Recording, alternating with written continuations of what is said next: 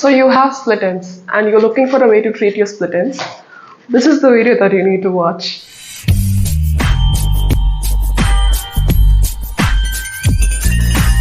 Welcome back to my YouTube channel, and in today's haircare episode we are going to discuss about split ends. So split ends oda treatment பத்தி பேசுறதுக்கு முன்னாடி it's very important to understand why we get split ends in the first place.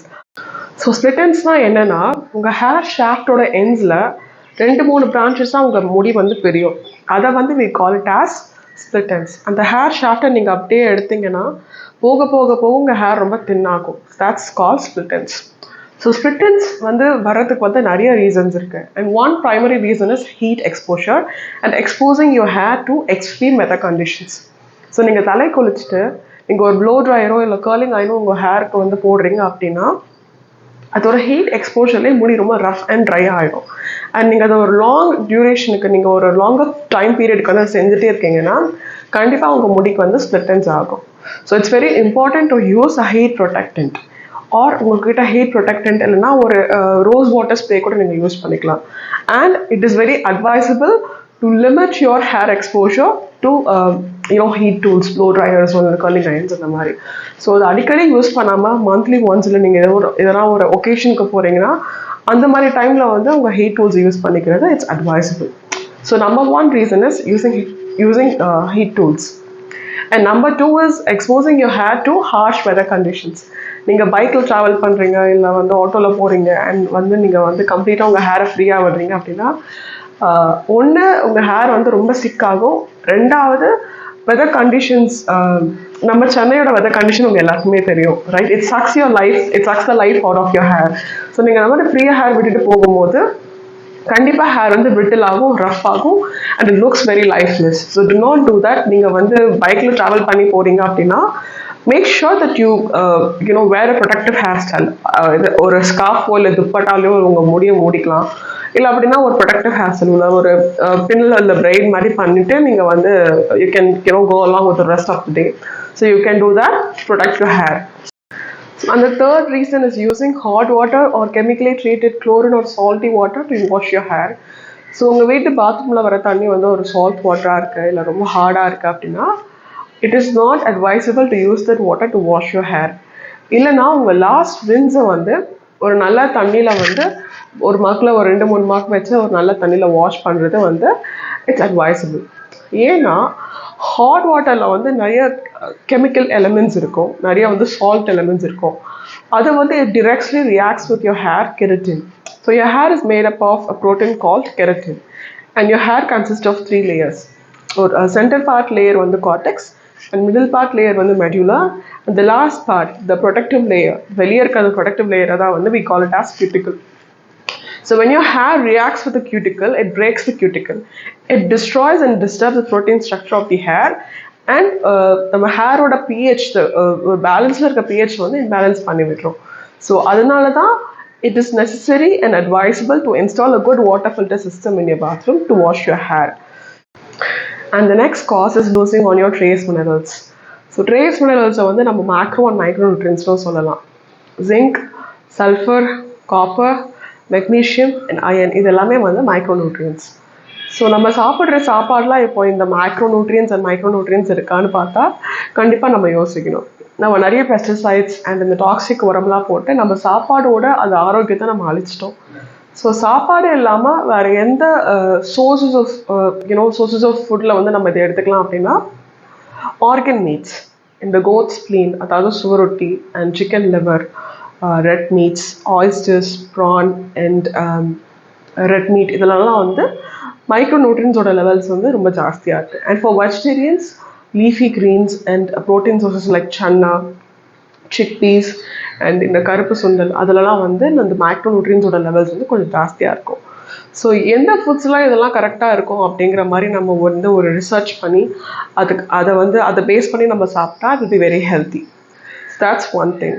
And in the trace minerals are the key enzymes to deliver blood and oxygen to your scalp.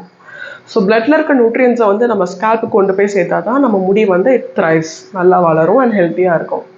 But நம்ம பிளட்டில் இந்த நியூட்ரிஷனே இல்லை, அந்த பிளட்டில் இருக்க நியூட்ரிஷனை கொண்டு போய் சேர்க்கறதுக்கு அந்த என்சைம்ஸே இல்லை அப்படின்னா நீங்கள் என்ன ஆயில் போட்டாலும் நீங்கள் என்ன செஞ்சாலும் நம்ம முடி வந்து வளர போகிறது கிடையாது, ஸ்ப்ளிட்டன்ஸ் ஆகிட்டே தான் இருக்கும். ஸோ கரெக்டான சாப்பாடை உள்ளுக்குள்ளே எடுத்துக்கிறதும் it's very important. And the next thing is using chemical treatments and chemically dyeing your hair. So நீங்கள் வந்து ஒரு சலூனுக்கு போயிட்டு உங்கள் ஹேர் வந்து ரொம்ப ஃப்ரிஸியாக இருக்குது, நீங்கள் ஒரு கெரட்டின் ட்ரீட்மெண்ட்டோ இல்லை சில்க் ப்ரெஸ்ஸோ இல்லை ஹேர் பாண்டிங் ட்ரீட்மெண்ட்ஸோ எடுக்கும்போது these treatments are loaded with toxic chemicals. And in the toxic chemicals வந்து உங்கள் ஹேரோட வந்து ரியாக்ட் ஆகும்போது when they are exposed to those harsh chemicals, கண்டிப்பாக it destroys your hair protein structure and thus causing your hair with more frizz and it makes your hair look very lifeless.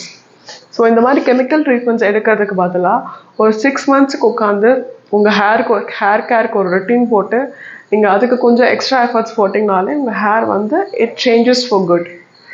Instead of doing that, we are spending thousands of money in doing these treatments. It further destroys your hair structure. So let's not do that. So harsh chemicals and in the keratin treatments and chemical treatments எடுக்கிறது, அப்புறம் உங்கள் ஹேரை வந்து நிறைய கலர்ஸில் tie பண்ணுறது, இதெல்லாம் தயவு செஞ்சு செய்யாதீங்க. So don't do these things. This will eventually cause your hair to split into two. So நம்ம ஸ்ப்ளிட்டன்ஸோட காசஸ் பற்றி நிறைய பேசிட்டோம். Now let's get into the prevention and the treatment part. So உங்களுக்கு ஹேர் ஃபுல்லாக ஸ்ப்ளிட்டன்ஸ் வந்துடுச்சு and you want to get rid of your split ends அப்படின்னா the first thing that you need to do is to trim your ends. Split ends வந்ததுக்கப்புறம் there is no turning back.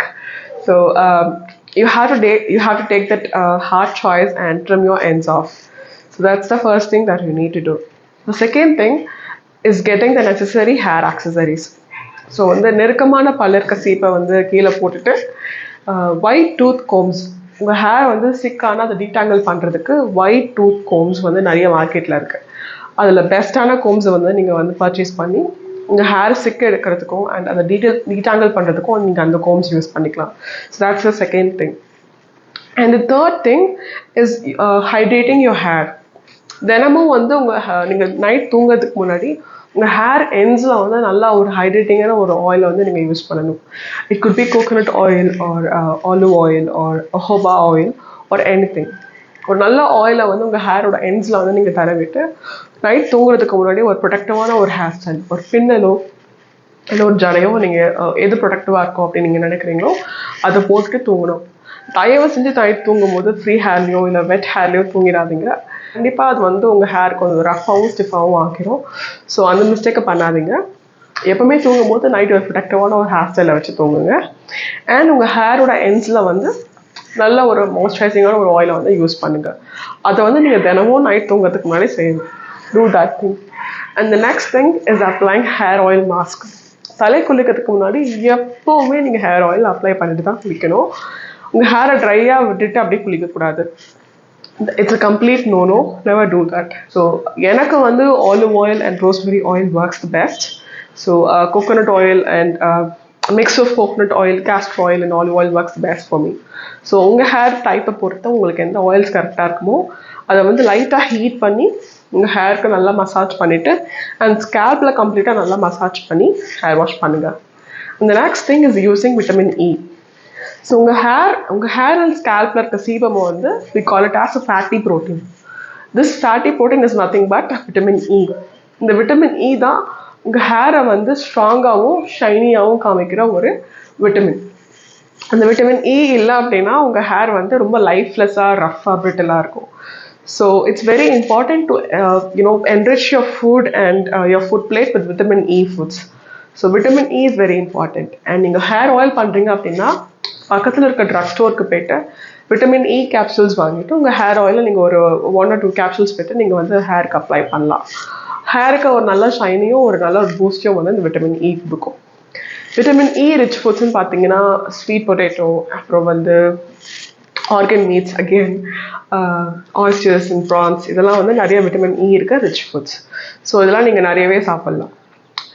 And இன்னொரு விஷயம், good investing in a good silk pillow case and satin ஸ்கன்ச்சஸ்.